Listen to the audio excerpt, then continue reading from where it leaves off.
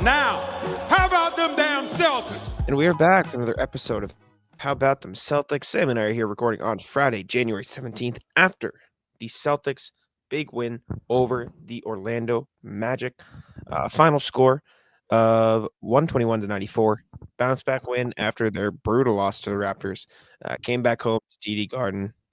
Got a good win against a good Magic team who, despite being down, some players have been playing great all season, and Celtics kind of squished them. So it was a good response after a really rough night in Toronto.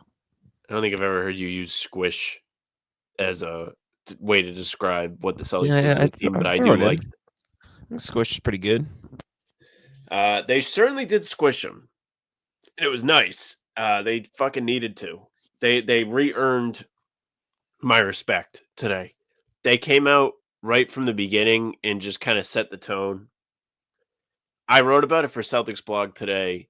The thing that was eye-opening to me in this game and was different from a lot of games that I've been up there, like next to Jack on the 9th floor, is they shot 5 threes in the first quarter. And if you watch this show, you know, like the two of us are not like shoot less threes guys. We're not.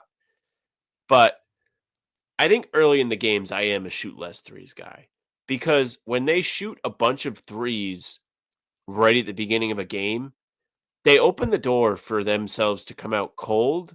They also could make all the threes and it could be a blowout right from the beginning.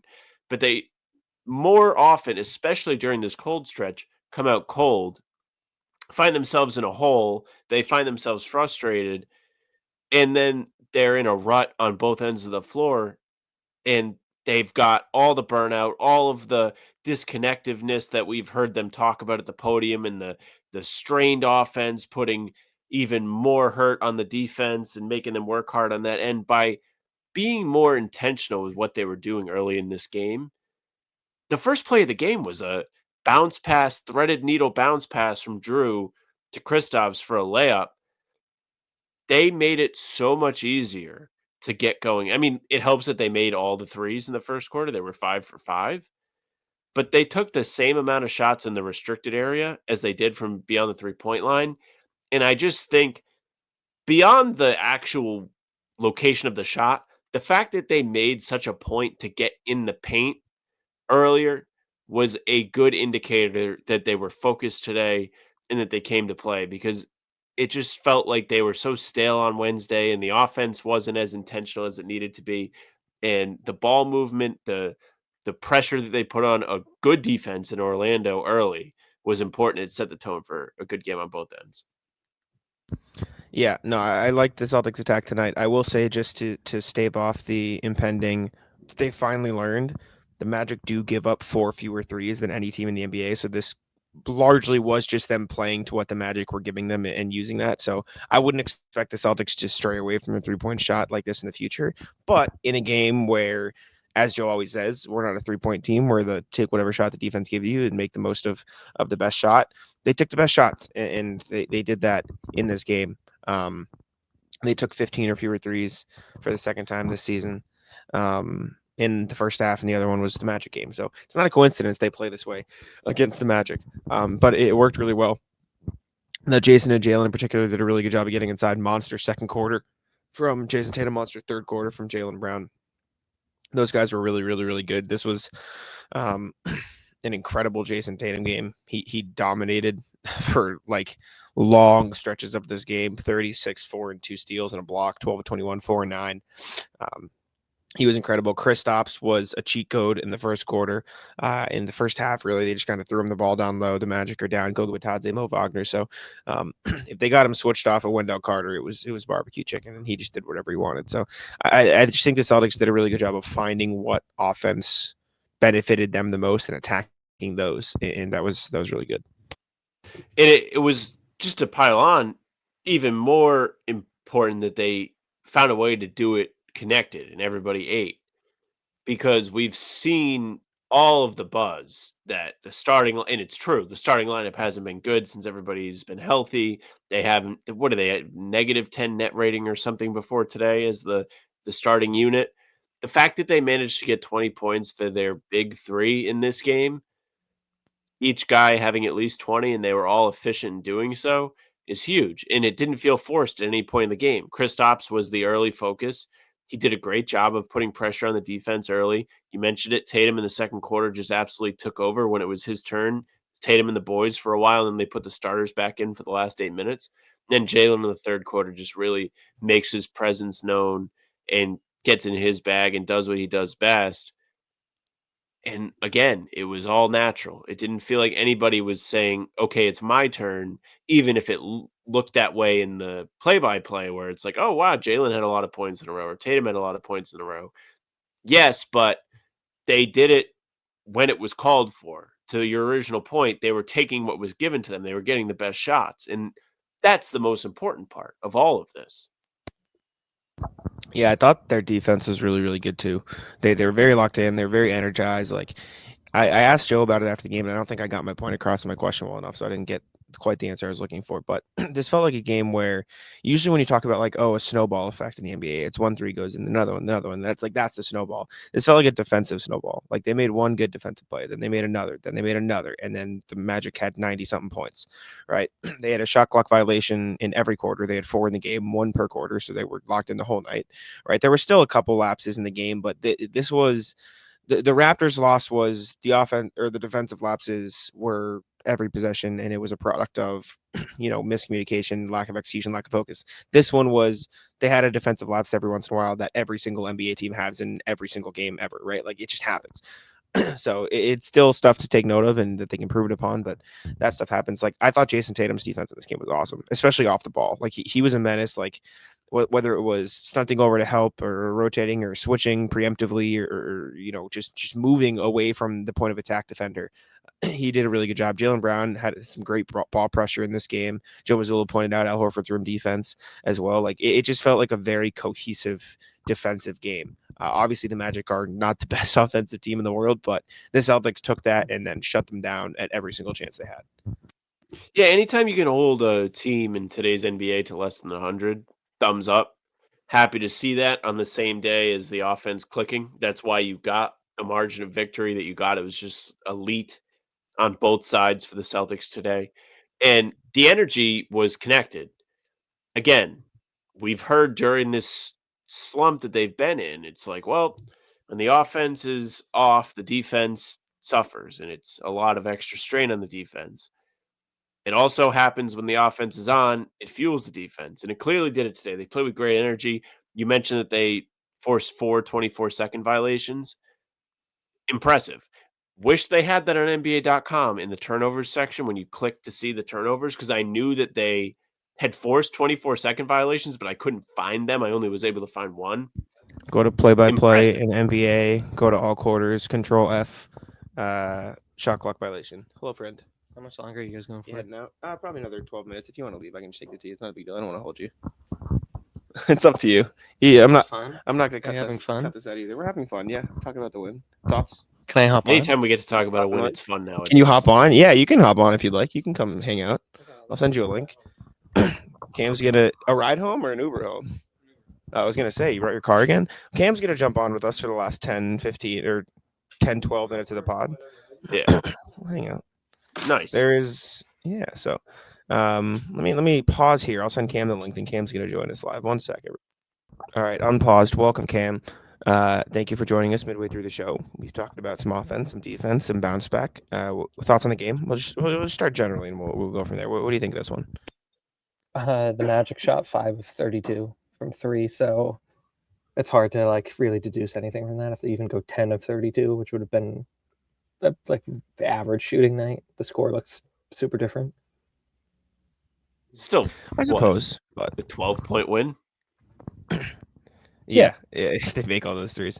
I mean, part of that is knowing the personnel. I think the Celtics know the Magic are a butt-ass 3-point shooting team, and so they were like, all right, we can prioritize guarding drives, and we'll close that if we need to. And I still think the Celtics had a much more energized performance in this game than they've had in recent games. I mean, anything is better than that Raptors performance, but even outside of that, it just felt like they were a lot more locked in this one than they have been lately, and it felt like they knew, all right, let's get our shit together a little bit. I mean, you could have shown me anything after the Raptors game, and I would have been like, "This is great!" Like, I can't believe that they figured out how to play defense again. It's incredible. I mean, on Wednesday they were just holding like the revolving door for the Raptors to go in and get paint touches and get layups. Today it was so different. Even like they didn't force a ton of turnovers, but they just really made everything difficult on the Magic, and that's what you can ask for from these guys. Like felt like Paulo took a lot of difficult shots. He didn't get a lot of easy looks, and that's important when you're trying to slow down somebody who this season he's only played 8 games, but in the 8 games he's played, he's been pretty good and has looked like he's taken a big leap over the summer. So to see them lock down, lock in, and keep him relatively out of this, it's a win in my book. I was gonna say it's gonna be so fundamentally different when they play the Hawks tomorrow, but do you know the Hawks are ranked 18th in offense? Yeah, not very good. Yeah, I would have thought that they'd be good on offense and bad on defense, but they're medium on offense and bad on defense. So, yeah, I don't know. I mean, how much do you guys subscribe to the like? Can it really be that simple that if they hit their threes, not only does their score go up, but then they get back on defense and then they defend better? Like, is it really that simple? I It's think a it really certainly helps. scary like equation to be true.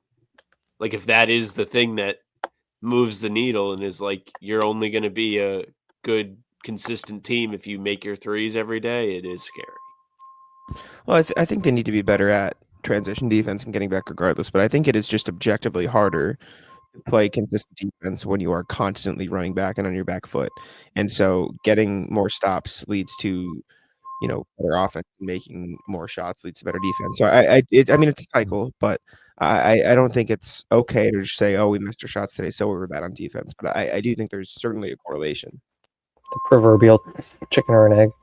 Yeah, I don't know. I mean, having Kristaps inside, like moving the ball inside just so that ball can go back outside is also super helpful. So this is not reported or on background, but I think he just rushed back and he wasn't ready to be back. Like, I don't think the conditioning was there. And now I think we're seeing he only played 23 minutes tonight, but remember when Jack, when he went up for that dunk, and like there was no way he caught a body and there's no way he was going to land it, but it was like, wow, okay. Yeah. It was pretty involved. Yeah, no, I mean, like I said, you can only go up after the Raptors game, but this did feel like significantly more energized, significantly better performance than what we've seen from them in the past X amount of weeks. I mean, like we said before you jumped onto your cam, Tatum was a man possessed. He was incredible. I thought Jaylen's energy throughout the whole night was great, and then he had that little scoring outburst in the third quarter. KP was a cheat code. Derek still didn't shoot the ball great, but I thought it was better. Drew 7 Holiday points was in good. the first quarter. That was good. Yeah, a little hot start, and then got out there. The bench didn't do much. It felt like Joe wanted to give the starting lineup like a lot of time together in this one, right? Like he played them from 8 minutes in the second quarter to the end of this second quarter. It just really looked like he was like, all right, let's get these guys some run. Let's get them to work together. Let's get them to find some balance here, and it worked. They look good. I think they were, I forget what Terp's final number was, but they were plus 15. 15. Okay, they were plus 15 in this game, so it's a significant improvement. And I mean, I thought the starters looked really good. Yeah, I mean, again, I don't mean to be like a wet blanket. I'm not sure this version of the Magic is a very good team, but they also just lost to a bunch of bad teams, so you'll take it.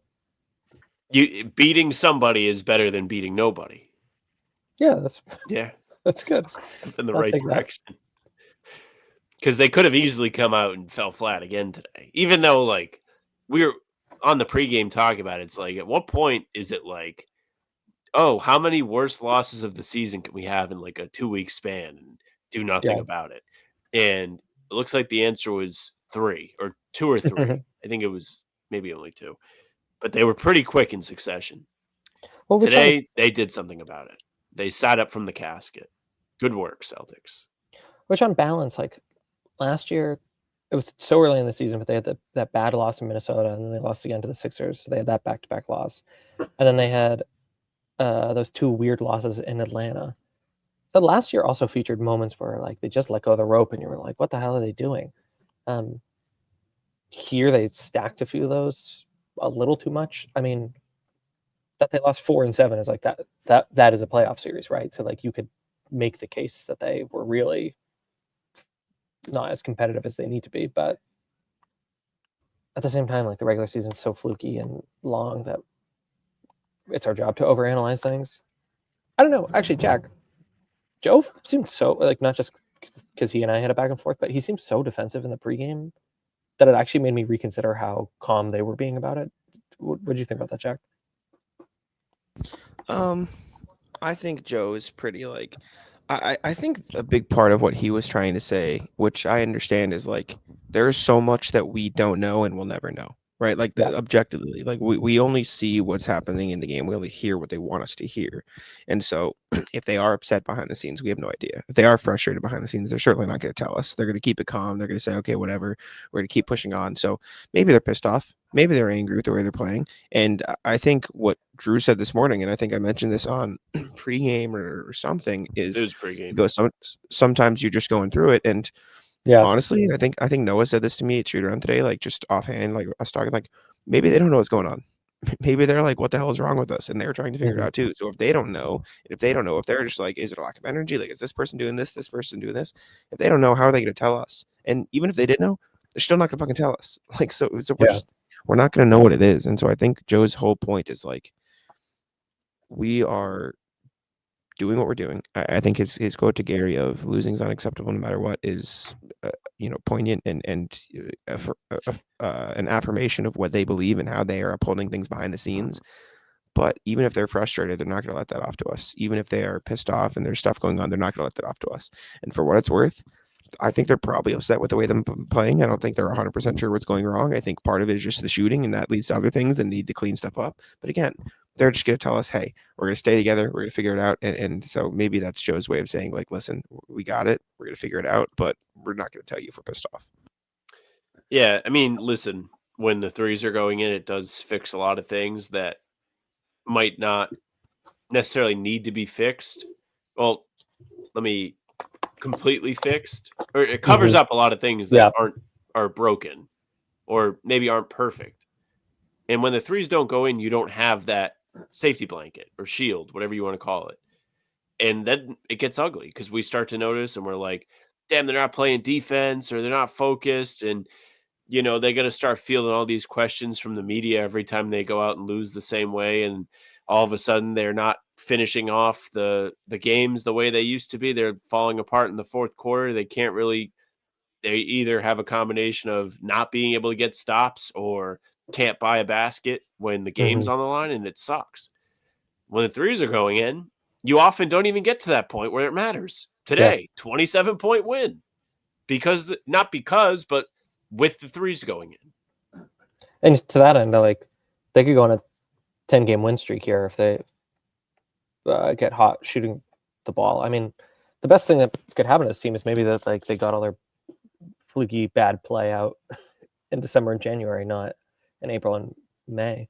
I also am sympathetic as Sam like continues to battle illness to the possibility that Derek is just like sick and not well, and that whether it's like Drew or Jaylen or like guys who had injuries are still like not 100% right, because they just played a ton of games, and between now and All-Star they have 14 more games.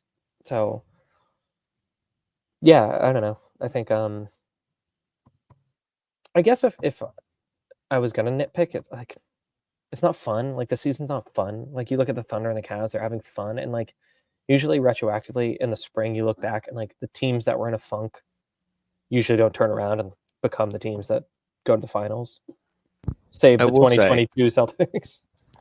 I will say, in hindsight, sorry, I muted myself by accident. In hindsight, this team was never going to be fun, because the only way it would be fun is if they matched or exceeded the expectations they set for themselves last year. And that is a historical, like, teams don't win 64 games every season. Teams don't win 16-3 in the playoffs every season. Like that is how many teams don't win 64 games? Like 10, 12? Like that is a crazy thing. And the reason the Thunder and Cavs are having such historic seasons are, in the Thunder case, they are on a 70-plus win pace, and we're expected to be a really good team, but that is far better than anyone expected. And they're this emerging young team that hasn't won in the playoffs yet, so there's excitement. And in the Cavs case, it's holy shit, the Cavs are good. Like, holy shit, the Cavs, like, they're a legitimate, like 70, like amazing, incredible team. In the case of the Celtics, the only way it would have been fun is if they exceed expectations. And as we've said, expectations are the thief of joy, right? The only way the Celtics are going to be fun this season is if they exceeded those expectations. And since they are not, which we all should have expected some semblance of struggles, like even in my record prediction where I predicted every game, I had them at like 59 wins, which they're on pace for. Like they're right there. So it's tough because I think people are eager for those Isaiah Thomas years where no one had any expectations and it was like, oh my God, they're good. This team is supposed to be good, and so every win is met with, yeah, of course they won, good, and every loss is, oh my God, they suck. What the fuck are you doing? Which is just a shitty, unfortunate situation for them to be in, like in the context of like the way they're talked about, but obviously a great place to be in because they're going to be competing for a title at the end of the year. I mean, I was Actually a really sharp play by them to suck and then make us be like, what if they're actually not that good? And then when they get good again, we're all going to be like, oh my God, I can't believe this. I didn't expect them to be good again. I mean, I hope that that's the case.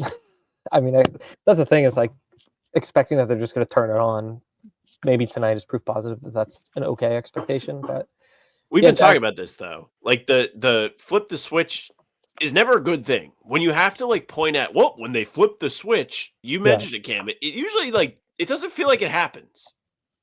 Yeah, and again, like the 2022 team was 500 into January, and then they flipped the switch. So like, there's an obvious case where that can be disproven. I mean, Jack, to your point, I've tried this take on for size, and Celtics Lab is like, usually 60 whatever win teams don't improve, but we just watched the Warriors do that. But yeah, they got Kevin Durant, and then like we watched the Heat-Ulls, and before that the Spurs, and layer in like the run that the Red Sox and the Patriots fans went on, that like Celtics fans who also are Bostonians maybe have an unfair expectation for like Boston dynastic spoiled. play.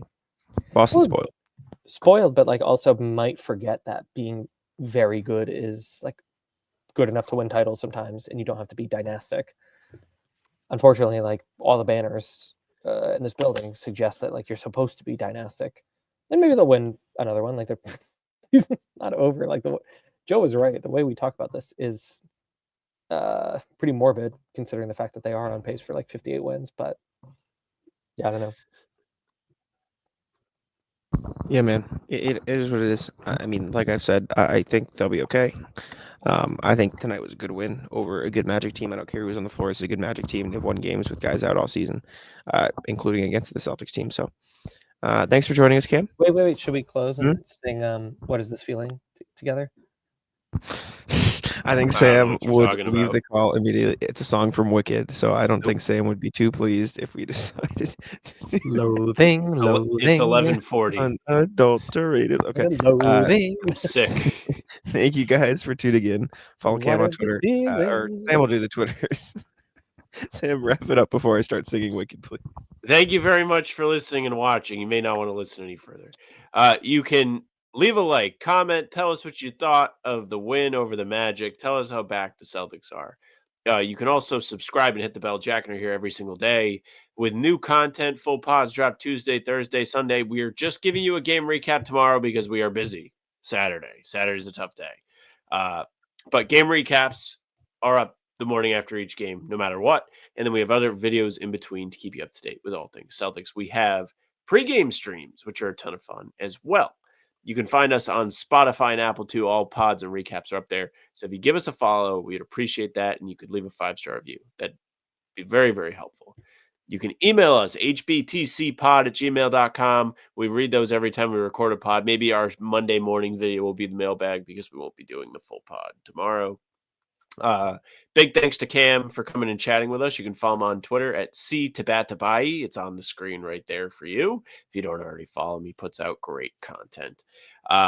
Make sure you find us on our socials at How About Them C's for Twitter, Instagram, and TikTok. Facebook's the name of the podcast. All streams are there. They're on YouTube. They're on Twitter. Jack's Twitter's at Jack's1NBA. Mine's at Sam LaFrance NBA. That's it for us.